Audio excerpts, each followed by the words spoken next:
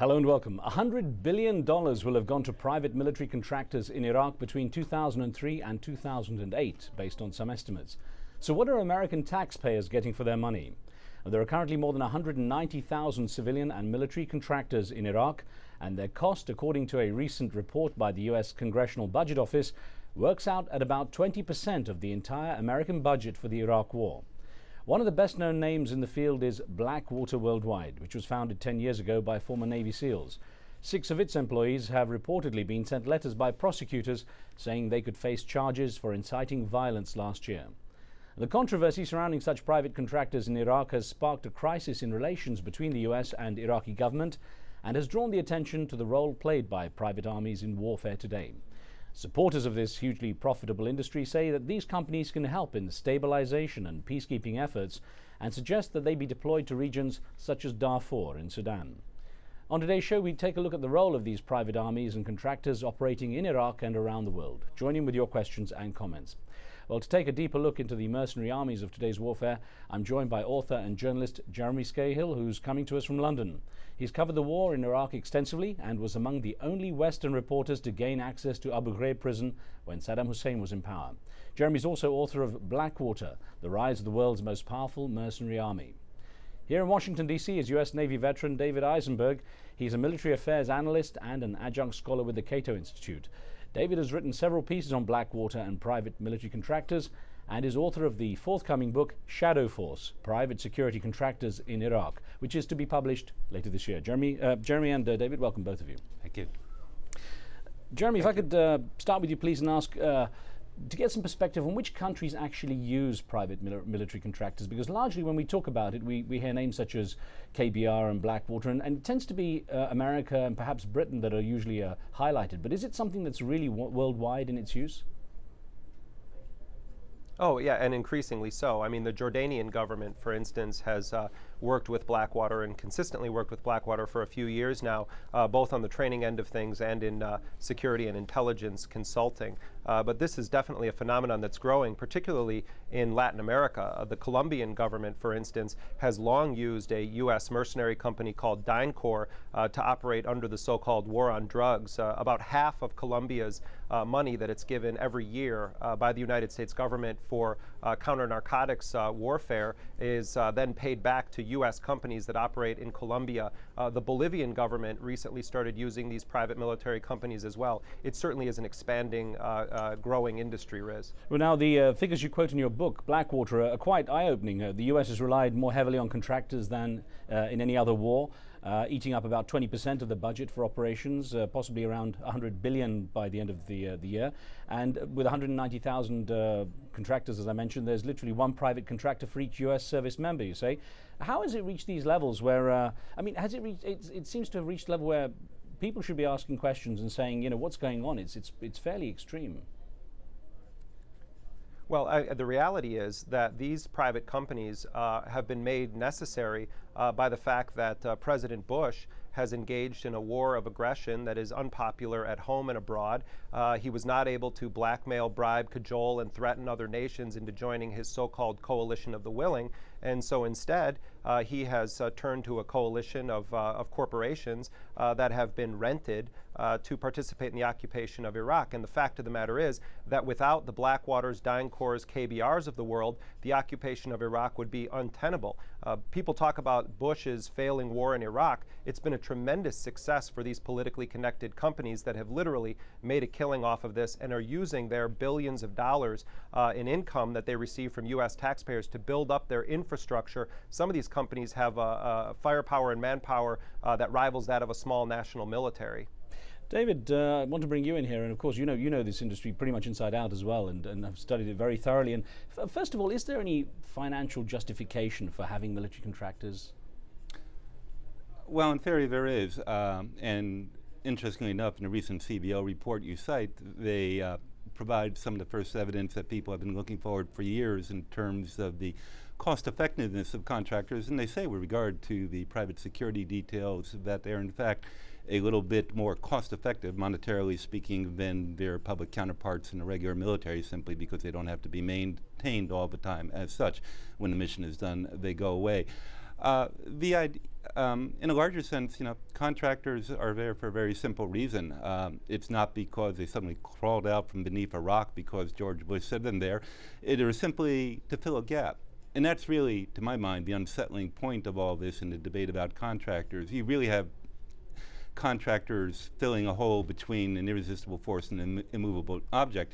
One of them is simply American responsibilities, obligations, or, if you prefer to put it this way, ambitions in the world geopolitically. And the other is the amount of resources that the American public is willing to devote to it, which has been on a decline for decades. The fact you no longer have a draft, and I'm heartily in favor of not having one, means you have less people. Post-Cold War, military downsides, they increasingly turn to contractors. There's no mystery about why they're there.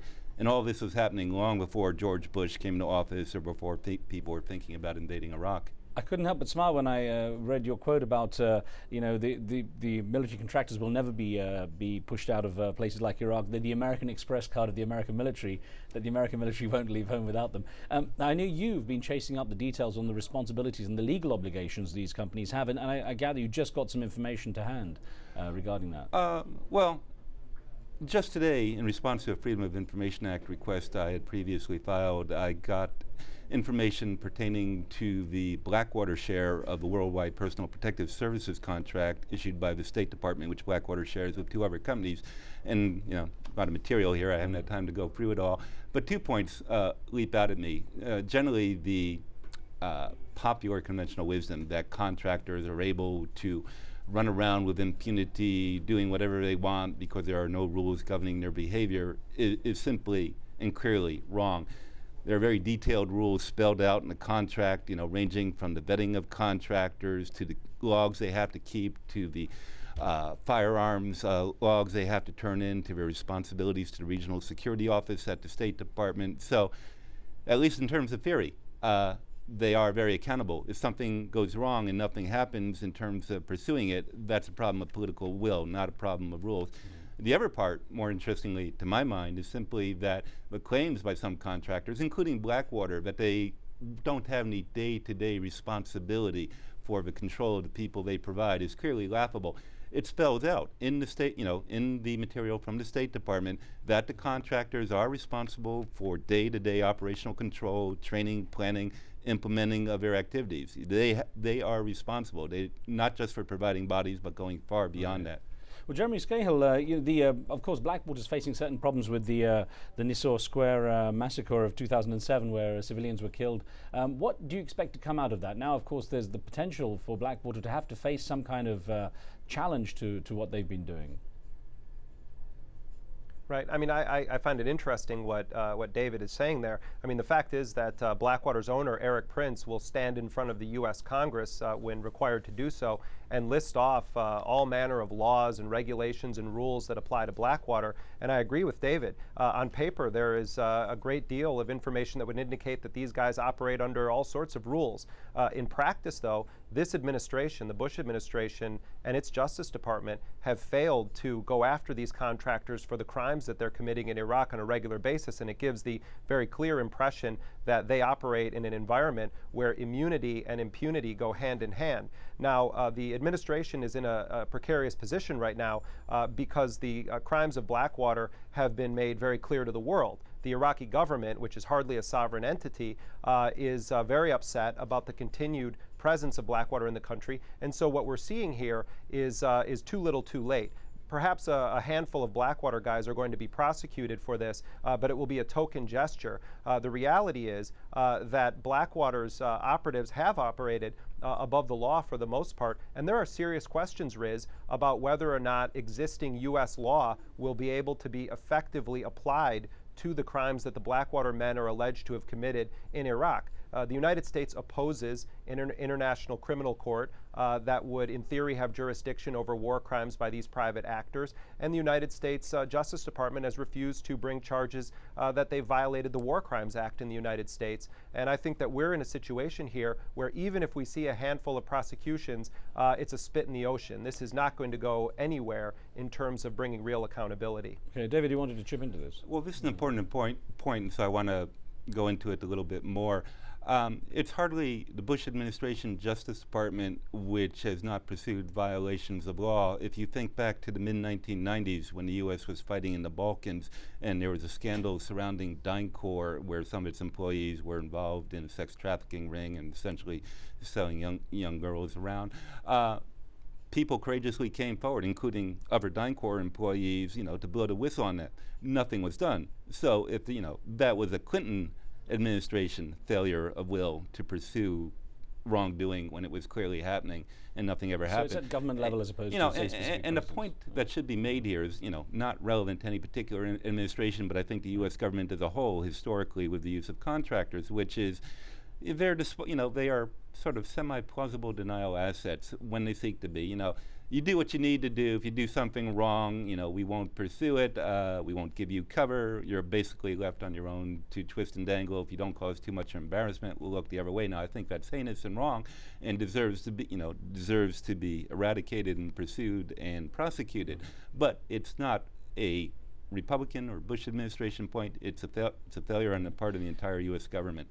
Let's get an email question to you, Jeremy, that came in from a regular viewer in Norwich in England. Paul Avali wrote in saying, mercenaries have been used in warfare for centuries. I dislike the term security contractor and private armies because they represent attempts by the US and UK to sanitize these groups and what they do. The market for mercenaries in Iraq is a direct result of the failure to plan for the aftermath of war and long-term occupation of the country. What do you see as the long-term position for these contractors, especially in a place like Iraq? I mean, do they effectively, through their involvement at every level, have jobs for life?